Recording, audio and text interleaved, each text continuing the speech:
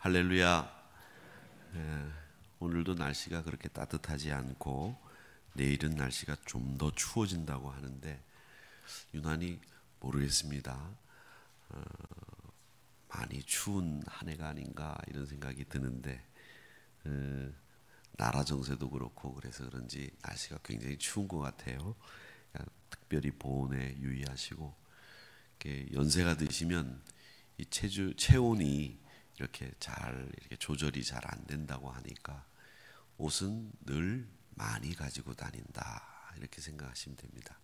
더우면 벗으면 되는데 추우면 옷이 없으면 입을 재간이 없습니다. 그래서 옷은 많이 가지고 다니십시오. 그렇게 하시고 또 감기 조심하시고 목도리 연세 드신 분들은 꼭 하고 다니시고 또 내가 80이 넘었다 그러면 모자를 꼭 쓰시고 다니시면 더 좋겠습니다. 모자 안 쓰시고 다니시는 분들이 계신데 저기 차혜지 권사님 보니까 초록색 비니 같은 모자를 쓰고 계시는데 따뜻해요. 저런 거 좋습니다. 한번 일어나서 보여주세요. 뭐 이렇게 하면 또 부끄러울 테니까.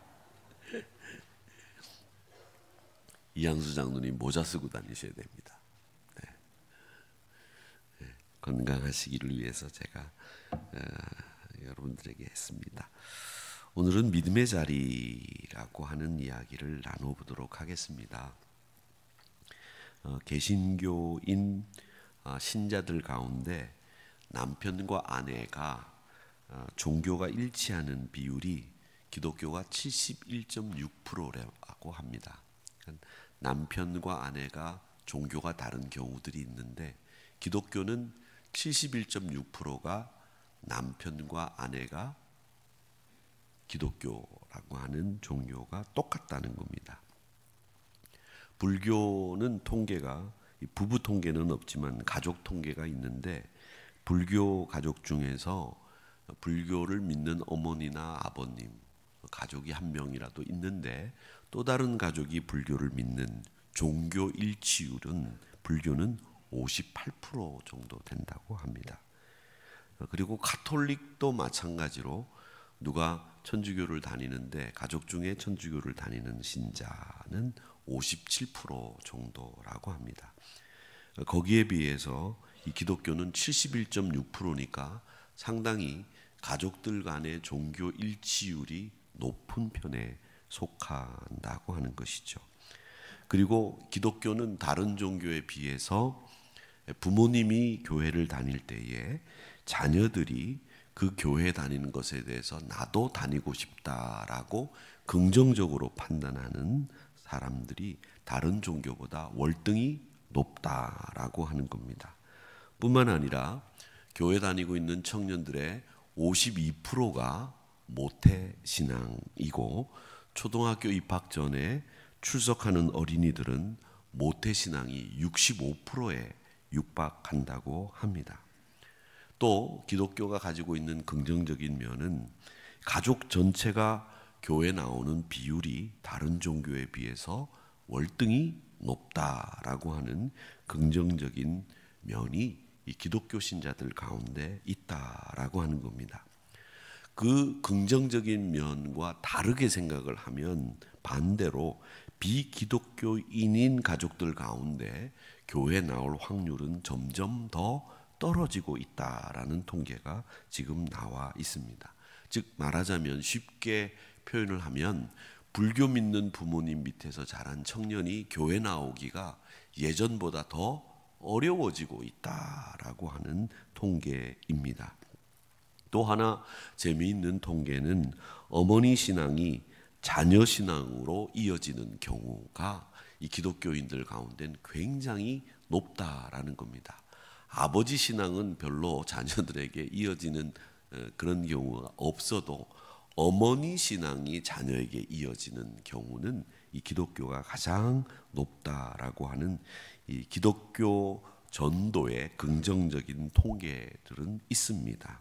이렇게 우리 믿음의 사람들끼리 똘똘 뭉쳐 있고 믿음의 가족들이 흔들림 없는 믿음을 지키려고 애를 쓰고 있다라고 하는 믿음에 관련된 가족들, 기독교 사회, 특별히 가족을 중심으로 한 기독교 사회에서 긍정적인 역할들과 면이 보이고 있다라고 하는 통계들이 나와서 교회 다니고 또 목회를 하는 저 입장에서는 참 괜찮다. 그러나 하나 우려스러운 면이 바로 불교 신자든지 또 다른 무종교인 가족들 가운데 교회 나오는 확률이 점점 더 떨어진다라고 하는 부분에 있어서는 우려스러운 부분이다, 이렇게 생각이 듭니다. 삶을 새롭게 바꾸고 싶어 하는 분들 많이 계시죠. 새해가 되면 저도 바꾸는 것들이 몇 가지가 있습니다. 제일 먼저 다이어리를 25년도 거로 바꿉니다. 11월 말쯤 돼서 책방에 가서 다이어리를 내년에 어떤 것을 쓸까 생각을 하다가 저는 한 20년째 계속 쓰고 있는 다이어리가 있습니다. 양지사에서 나오는 다이어리. 주일날이 메모지와 함께 이렇게 붙어 있어서 주일날이 이렇게 크게 쓸 수 있는 다이어리가 있는데, 목회자는 그 다이어리가 아주 쓰기가 좋습니다. 주일 부분이 메모와 함께 붙어 있어서 쓰기 좋은데 몇십 년째 그 다이어리를 쓰고 있는데 올해 그 다이어리가 안 나왔습니다. 그래서 제가 걱정을 하면서 다시 한번 언제 가볼까 이런 생각을 하고 있는데, 세상이 많이 바뀌어 가고 있겠죠. 그리고 다이어리를 요즘은 핸드폰에서 다 관리를 할 수 있기 때문에 핸드폰에서 관리를 하다 보니 다이어리들이 잘 팔리지가 않습니다. 이렇게 새해가 되면 바꾸는 것들이 여러분들도 있으실 줄로 압니다. 그렇게 바꾸듯이 우리 삶도 새해가 되면 이렇게 해야지라고 하는 각오와 바꾸는 것들이 있습니다. 그렇게 믿음도 차원이 다른 신앙생활을 하려고 하는 이 삶의 차원을 바꾸는 것, 이게 믿음 생활의 본래 모습입니다. 물리학에서는 차원이라는 말을 씁니다. 차원, 1차원, 2차원, 3차원, 4차원 이런 말을 씁니다. 요즘 이 차원이라는 말을 많이 쓰는 것은 저 같은 경우에는 어떤 분을 만났을 때 전혀 우려하고 생각하는 것이 다른, 이 가치관이 다른 분을 만나면 야, 그 사람 4차원이야 이런 이야기를 하는 경우들이 있는데, 1차원이라고 하는 것은 선을 가리켜서 1차원이라고 하고, 2차원은 면을 가리켜서 2차원이라고 합니다. 이 3차원은 공간을 가리켜서 3차원 이렇게 이야기를 하고, 4차원은 보이지 않는 세계를 4차원이라고 합니다. 성경에도 우리가 살고 있는 3차원의 시각으로 바라볼 수 없는 4차원의 세계가 등장하는 것이 성경 말씀 속에 등장하는 세계입니다. 홍해가 갈라지고 베드로가 물 위를 걷고 오병이어의 기적이 일어나는 일들은 우리가 눈으로 볼 수 없는 3차원의 세계, 2차원의 세계, 1차원의 세계에서는 경험할 수 없는 4차원의 세계가 성경에는 등장을 합니다. 여기에 대해서 설명을 하라고 할 수 있겠습니다만은 이 영의 세계라고 하는 것은 설명할 수가 없고 증명해 보일 수도 없습니다. 그래서 이 영의 세계에 대해서는 말씀드리기가 상당히 어렵고 힘든 것이 사실입니다.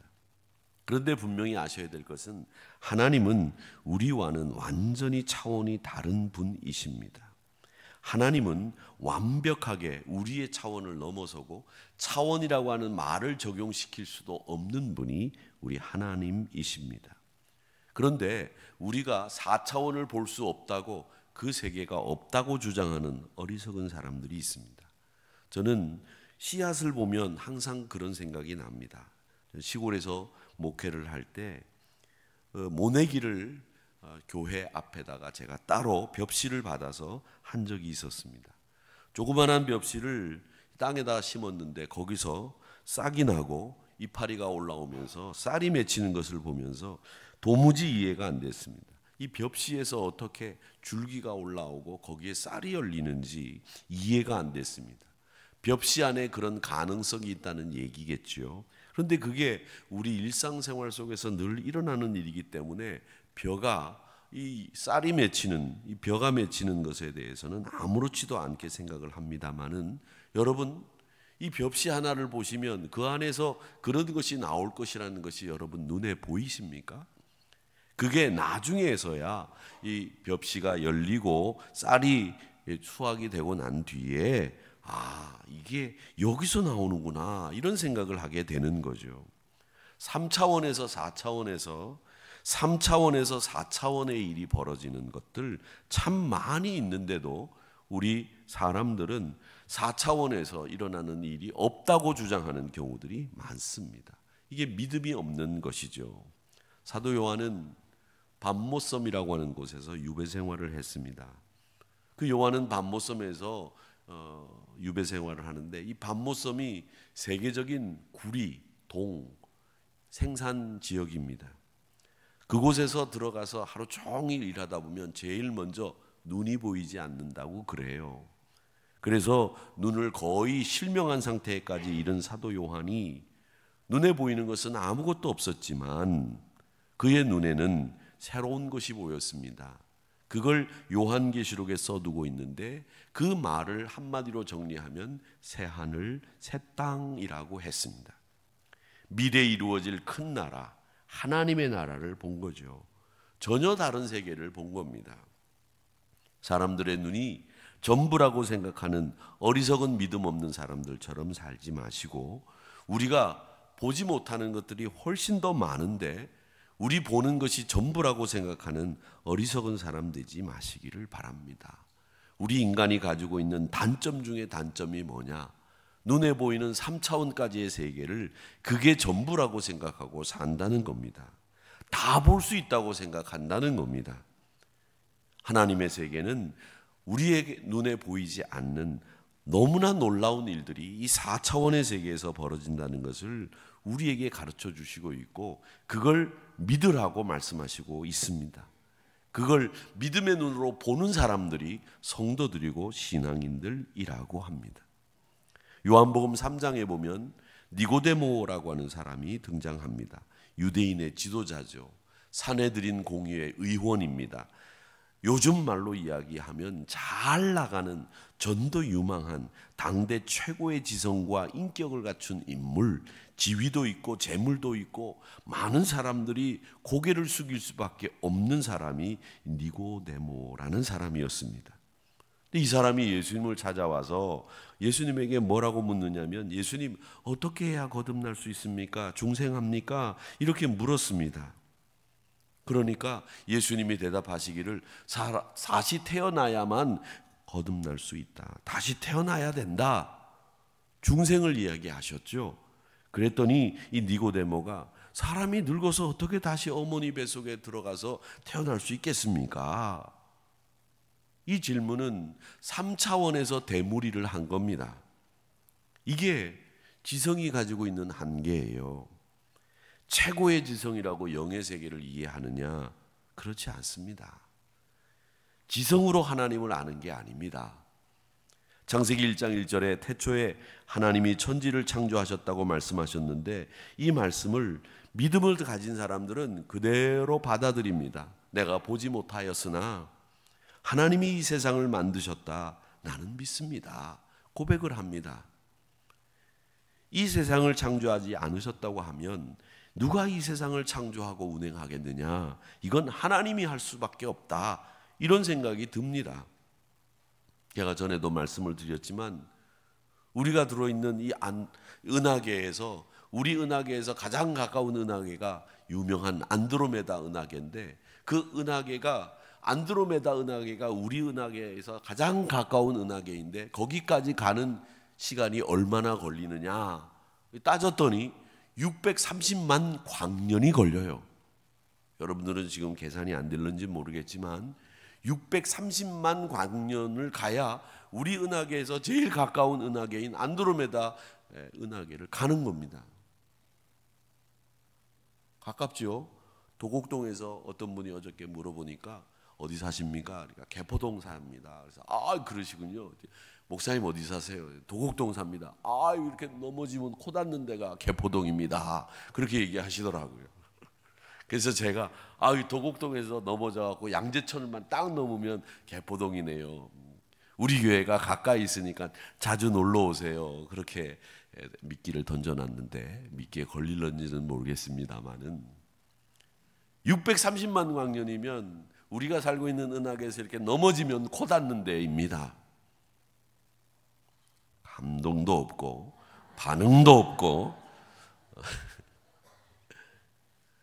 빛의 속도로 1년을 가는 거리, 그걸 630만 광년을 가야, 30만을 가야 우리에게서 가장 가까운 안드로메다 은하계가 있다. 그것도 인간이 계산한 것이기 때문에 그만큼 정말 가서 있을런지 없을런지도 모르는 거예요. 이 넓은 세계를, 이 큰 우주를 인간이 계산하고 운행시킨다? 말도 안 되는 거죠. 천지만물을 분석하고 연구하고 해석해서 믿을 수 있는 것도 아닙니다. 그래서 처음에 니고데모처럼 믿음이 없으면 자신의 경험과 자신의 지식의 세계에서 갇혀 사는 거예요. 자신이 경험한 것 이상은 안 받아들여요. 자기가 경험한 세상은 이게 전부라고 생각하고 사는 거죠. 이게 좁고 한계가 있고 보이는 것도 안 보이는 것보다 조금밖에 없는데 그게 전부라고 생각하면서 그걸 믿고 사는 거죠. 여러분, 사람들을 만났을 때 그분이 굉장히 많은 경험을 하시고 지식이 탁월하신 분들은 말이 없으십니다. 왜냐하면 많은 경험이 있었지만 내가 가지고 있는 이 많은 경험보다 더 많은 경험을 할 수 있다는 세계를 알고 있기 때문에 많은 경험을 하셨어도 그걸 말하지 않는다는 거죠. 믿음의 여정에 있어서 가장 중요한 것은, 니고데모를 통해서 배우는 것은 우리가 알고 있는 것, 우리가 보고 있는 것, 그게 전부가 아니라는 겁니다. 믿음의 사람들은 그래서 보이지 않는 것에 대해서도 확신을 가지고 있고, 또 보이지 않는 것이 내가 보는 것보다 더 많다라고 하는 분명한 생각을 가지고 있다는 겁니다. 그래서 그렇게 믿음을 가진 사람들은 특징이 하나 있습니다. 그게 뭐냐면, 누구를 만나거나 어떤 상황에 자신이 처해졌어도 이런 일을 만드신 하나님을 늘 본다는 거예요. 이쯤에선 아멘을 하셔도 좋습니다. 다시 한번 하겠습니다. 무슨 일이 일어나거나 혹은 누구를 만나거나 어떤 상황에 자신이 처해 있어도 이런 일을 만드신 하나님을 봅니다. 예, 아주 분위기도 좋아졌고, 그게 믿음의 사람의 특징이에요. 오늘 본문 히브리서 11장 3절에 믿음으로 모든 세계가 하나님의 말씀으로 지어진 줄을 우리가 아나니 보이는 것은 나타난 것으로 말미암아 된 것이 아니다, 이렇게 얘기하십니다. 우리 눈에 보이는 것은 다 나타난 것이 아니다라는 거죠. 우리 눈엔 보이지 않는 것이 있는데 그 보이지 않는 것들이 더 많고 우리가 생각할 수 없는 일들을 일으킨다라는 겁니다. 신앙을 가지고 있는 분들 중에서 은사주의라고 하는 분들이 있습니다. 이분들은 예언과 계시가 성경으로 완성이 된 게 아니라 지금도 하나님이 계속 자신을 보여주고 계시다, 계시가 일어나고 있다, 예언자도 생겨야 된다, 이렇게 이야기하는 분들이 은사주의자들입니다. 믿음을 가지고 있는 분들이기는 하지만 너무 극단적인 나머지 눈에 보이는 현상들만 집중을 합니다. 눈에 보이지 않는 것이라고 할지라도 그것이 꼭 언젠가 눈에 보이는 일이 일어난다라고 믿습니다. 저는 오늘 은사주의자가 이단이다, 아니다, 나쁜 집단이다, 좋은 집단이다, 이런 이야기를 하는 게 아닙니다. 그 은사주의자 중에 대표적인 분이 요즘 변승우라고 하는 목사님인데, 이분은 방언의 통역, 하나님이 지금도 자신을 선택해 주셔서 말씀해 주시고 있다, 이렇게 이야기를 하고 성경의 완전함을 무시하는 말들을 종종 합니다. 예를 들어서 돌아가신 만민중앙성결교회 이재롱 목사님 같은 분은 당신이 돈을 가지고 라스베가스에서 가서 도박을 하다가 걸리니까 뭐라고 변명을 했느냐 하면, 교회 건축 헌금을 만들기 위해서 라스베가스에 가서 제가 슬롯머신을 했습니다. 그렇게 이야기를 했습니다. 저는 진짜로 라스베가스에서 꽤 많은 돈을 슬롯머신에 넣어서 돈을 딴 목사님을 알고 있습니다. 궁금하시죠? 지금은 은퇴하셨지만 꽤 많은 돈을 75만 불이나 되는 돈을 넣어가지고 땡겼는데 나왔습니다. 그런데 그 목사님은 그 돈을 건축 헌금으로 한 푼도 쓰지 않은 것으로 제가 알고 있습니다. 저도 제가 가서 라스베가스에 가서 만약에 혹시라도 했다, 75만 불이나 100만 불이 걸렸다고 하면 이걸 건축 헌금으로 드릴 수 있는 이 방법이나 용기는 없습니다. 뭐라고 하고 낼 겁니까? 사랑하는 성도 여러분, 제가 지난주에 라스베가스에 가서 코인을 넣었는데 75만 불이 걸렸습니다. 우리 교회 헌금으로 드리겠습니다. 이렇게 말하고 낼 겁니까? 아니죠. 아닙니다. 그런데 그 이재롱 목사님은 그 뻔뻔하게도 뭐라고 말씀하셨는고 하면, 내가 교회 건축 헌금을 마련하기 위해서 라스베가스 갔다. 그러니까 그런 이단을 이끌려고 하면 그런 뻔뻔함도 무장이 돼 있어야 되는데, 저는 그런 뻔뻔함은 무장이 안 돼 있어서 그건 가능하지 않을 것 같습니다. 이 변승우라고 하는 목사님은 방언의 통역, 이게 꼭 필요하다고 얘기를 합니다. 물론 통변의 은사를 받은 분들도 계십니다만은 은사주의에 빠져서 매몰돼서 극단적으로 은사가 가장 중요하다라고 이야기를 하면서 우리에게 은사 받지 않은 사람들은 믿음이 없는 사람으로 치부해 버리는 거죠. 여러분, 은사는 각각의 은사가 있습니다. 그리고 은사라고 하는 것은 우리에게 하나님이 주시는 선물이기 때문에 내가 선물 받는 사람 입장에서 이거 주세요 할 수 없는 겁니다. 하나님이 주시는 대로 받는 게 은사라고 하는 거죠.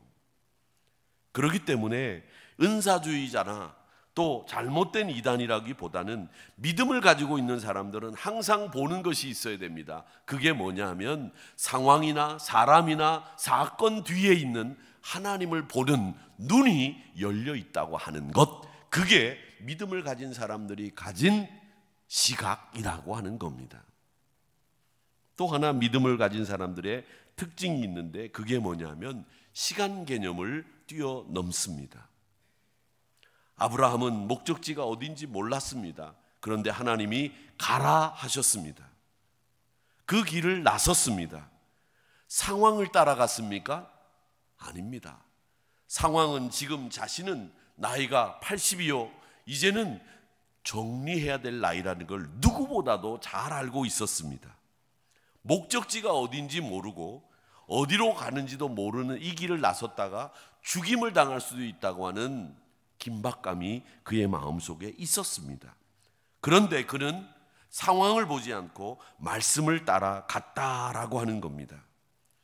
미래를 향해서 갈 수 있는 사람들은 상황을 보지 않고 말씀에 의지해서 말씀을 본다는 겁니다. 상황은, 그런 우리의 상황은 정말 정리해야 될 나이고 우리가 갈 수 없는 나이인데도 불구하고 말씀을 택하는 아브라함을 보시기 바랍니다. 그는 시간을 뛰어넘었습니다. 결국 약속의 땅, 미래를 바라보던 그의 시각에 걸맞는 땅이 그에게 주어졌다라고 하는 겁니다. 그렇게 믿음의 사람들은 선명하게 하나님을 보고 선명하게 말씀을 따라가는 신앙의 주인공들이다라고 하는 겁니다. 여러분, 제가 연초에 이 선명이라고 하는 말을 자주 쓰는데, 이 선명한 신앙인이 되셔야 됩니다. 선명하게 하나님 보시고 선명하게 말씀을 따라가시는 신앙의 주인공들이 되셔야 합니다. 히브리서 11장 24절 26절 말씀에 보면, 믿음으로 모세는 장성하여 바로의 공주의 아들이라 칭함받기를 거절하고 도리어 하나님 백성과 함께 고난받기를 잠시 죄악의 낙을 누리는 것보다 더 좋아하고 그리스도를 위하여 받는 수모를 애굽의 모든 보화보다 더 큰 재물로 여겼으니 이는 상 주신 이심을 바라봄이라, 그렇게 이야기했습니다. 애굽의 보화보다 그리스도를 위해 수모당하는 것을 택했습니다. 왜? 하나님이 선명하게 보였기 때문이죠. 바울이 감옥에 갇혔습니다. 그 감옥에서 찬송을 불렀습니다. 하나님 아버지, 내가 이곳에서 죽어도 좋으니 복음을 전하게 해달라고. 칠흑 같은 어두운 곳에서 하늘의 영혼이 다 그의 찬송이 하늘에 상달되었습니다. 그 바울의 눈에는 선명하게 하나님이 일하시는 것이 보였습니다. 상황은 칠흑 같고 어둡고 차가운 감옥벽, 그것밖에는 보이지 않았지만 하나님은 그에게 분명한 사명과 함께 임재하여 주셔서 불타는 사명감으로 이끌어 주셨다. 멀리 내다볼 수 있는 시각, 하나님을 선명하게 볼 수 있는 시각, 이게 믿음의 사람들의 특징이다라는 겁니다. 여러분, 오늘 이 아침 시간에 두 가지를 꼭 기억하시기를 바랍니다. 믿음의 사람은 선명하게 어떤 사람, 어떤 상황, 어떤 사건 뒤에도 있는 하나님을 봅니다. 믿음의 사람은 상황이나 사람을 따라가는 게 아니라 말씀을 따라가는 사람이기 때문에 시간 공간을 초월합니다 라고 하는 이 두 가지 사실을 여러분 꼭 기억하시기를 바랍니다.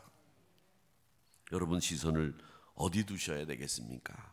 하나님께 두십시오. 그때 하나님이 일하시는 모습을 볼 수 있습니다.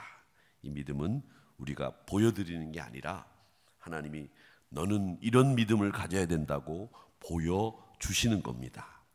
상황에 따라 웃고 울기보다는 하나님께서 주시는 믿음을 소유하시고 하나님의 붙드심에 흔쾌히 자신을 맡기고 승리를 만들어 가시는 우리 한누리 성도님들이 다 되시기를 주님의 이름으로 축복합니다.